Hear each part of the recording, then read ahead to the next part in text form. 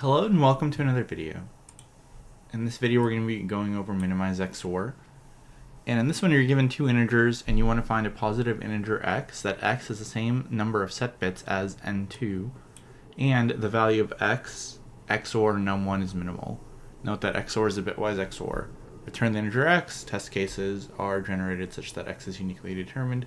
Number of set bits in an integer is the number of ones in its binary representation. Okay, so you should be familiar with just like basic converting numbers to binary, things like that, before doing this kind of problem, so I'm not going to go over that. But essentially, let's just go over like how this works. So num1 is 3, so 3 is this, num2 is 5. So the thing they tell you is you can use the same number of set bits that's in the second number to make your answer. So this is num1. And then for num2, we really just want to get like a count of the bits. We don't really care like where they are because we're going to move those around. So 5 is this, which is we have 2 bits to work with essentially. So we're basically asked like, okay, let's get a number with 2 bits that XORed with this gives us the smallest possible answer. And briefly, XOR, the way it works is 0 XOR with 0 is 0. Yeah, so I'll try it like this. 1 and 0 and 0, 1. Is 0, right? So if you have 1, 1, it's 0, or sorry, if you have 1, 1, it's 1, and then 1 and 1 is 1, 0. So if you have 2 bits here, you want to make this number as small as possible, and the answer is basically just you have the same number as num1, and then these XOR together would give you 0.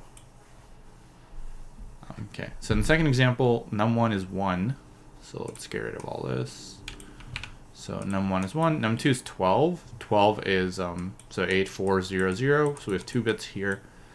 And if we have 2 bits, and this is the number we have, that's num1, the answer here is this, I believe. Yeah, 3 again. So if you XOR these, this becomes 0, and this is 1. So this is 2, is the minimal. So there's kind of 2 parts of this problem, like how do I get this number, and then how do I actually code it? And so let's just say we have some number, like, and this is the bits of the number. So this is the 0 bit, the 1 bit, the 2 bit, and so on. They're the reverse, right? So this is like 2 to the 0, 2 to the 1, so on. Let's just say we have, this is a 1, this is a 0, whatever. And let's say this number is a 32-bit number. We're just going to show the first 10 bits. Let's say this is our number. And then we have another number. And so for num2, all we really care about, like I said, is the number of bits we need. So let's just continue filling this out. Let's just say this is like this.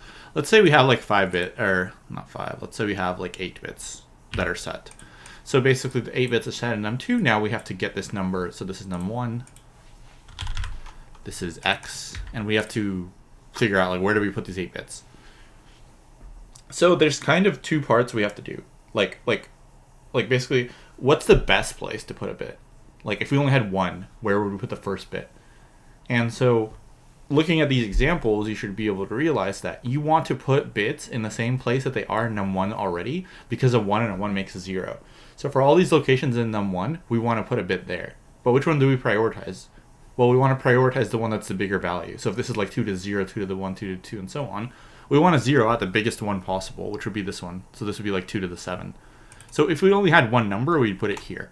If we had 2 numbers, we'd put the second one here, so on, so on, so on. So we can write that. So priority, I guess. Number 1, 0 out ones from biggest to smallest. And we just do this until we run out of ones to use. Then priority 2, what do we do next? So let's say we zero these out. We still have 3 to go. We still have 3 bits left. Now what do we do? Well, we can't put them into 1. So then we put them where the zeros are. Well, where do we want to put it where 0 is? So if you put it where 0 is, we're going to turn the 0 into a 1. So we're going to basically turn that bit on. So then we want to put 1s where zeros are from smallest to biggest. Because essentially operation 1 turns a number into 0. So you want to do that for the biggest numbers. And operation 2 turns a number into 1. So you want to do that for the smallest numbers.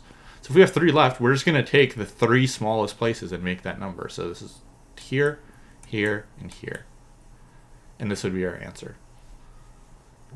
And so that's basically how it works, is essentially You get the number of bits you have to work with. You take your num1, you break it down into an array, and then you zero out the ones, and then you keep doing that until you either run out of bits or you have bits left over, and then you put ones where the zeros are, from smallest to biggest, and then you just convert that whole thing into a number. So once you have this guy, convert that into a number.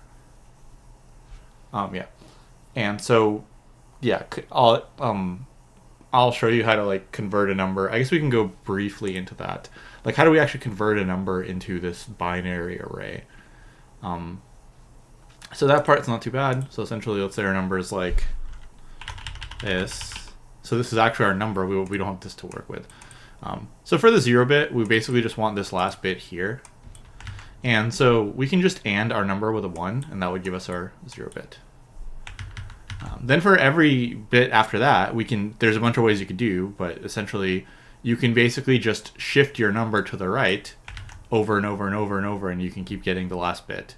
So like this would give you the last bit, then you shift your number to the right, then that would give you this bit, shift your number to the right, get this bit, shift your number, and so on and so on. And then you just fill it in this way. And then to go from the array to the actual result, you basically just build it in reverse.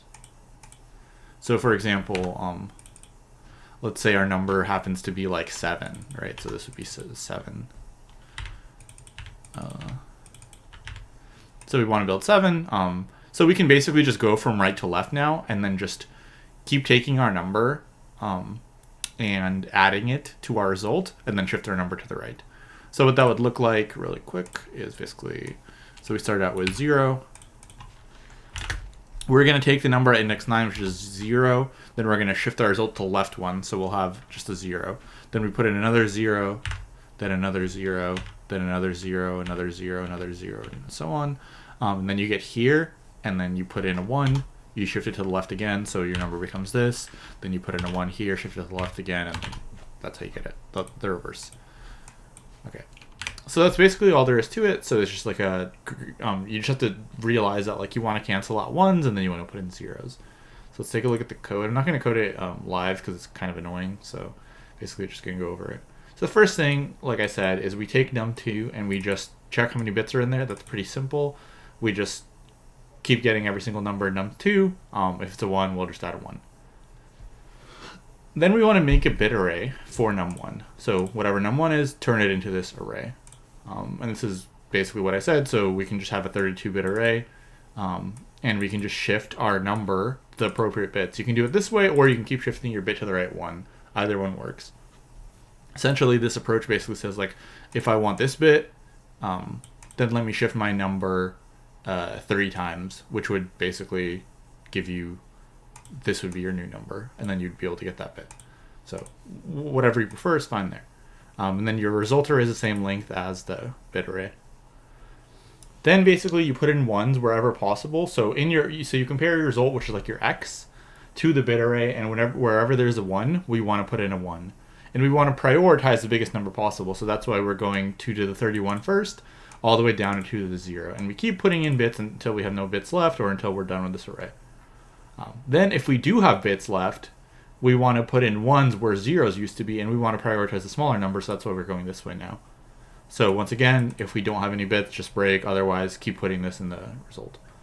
And then basically you just convert your array to the result, and that's just basically get the bit that you're at, or it with your current result, and so on. A bunch of different ways to do this, but this is one of them. And then you just return the result. So you just have to be familiar with, like, can I break down a number into binary? Can I take a binary number, turn it into array, and so on. And because these numbers are only 32-bit arrays, this is O of 1 time and O of 1 space. And I'm guessing this is honestly probably the only solution possible. Well, maybe not, but because you're just working with the bits of a number, the time complexity is going to be really low because it's only 32. You might have like 32 times 32 or something, which you could argue is still constant time and so on. If you want to write an actual time, here I just hard-coded a 32-bit array, so it would always be 32. You can probably have some time complexity that's like log n plus log m or something, but that would basically be very small anyway. So yeah, hopefully this is helpful. And if it was, please like the video and subscribe to the channel, and I'll see you in the next one. Thanks for watching.